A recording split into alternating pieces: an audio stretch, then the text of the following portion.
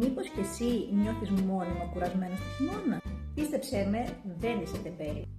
Στις περισσότερες περιπτώσεις είναι έλλειψη βιταμινών. Ο λιγότερος ήλιος, η χαμηλή διάθεση, η κούραση και τα συχνά κρυολογήματα είναι αυτά που αισθάνεσαι αυτή την περίοδο. Δύο λοιπόν είναι οι βιταμίνες που χρειαζόμαστε για να τα ξεπεράσουμε όλα αυτά. Η πρώτη είναι η βιταμίνη D.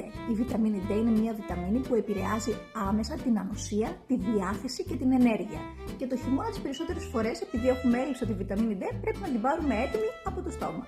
Η βιταμίνη που σου προτείνω είναι η Biotonics βιταμίνη D σε συνδυασμό με K2 για καλύτερη απορρόφηση, για καλύτερη δράση στον οργανισμό μας. 4.000 μονάδες, είναι vegan βιταμίνη και μπορείς να την παίρνεις καθημερινά για τους μήνες του χειμώνα, έτσι ώστε να μην έχεις αυτά τα συμπτώματα. Η δεύτερη βιταμίνη που χρειάζεσαι είναι η βιταμίνη B12, η βιταμίνη δηλαδή της ενέργειας και του νευρικού συστήματος.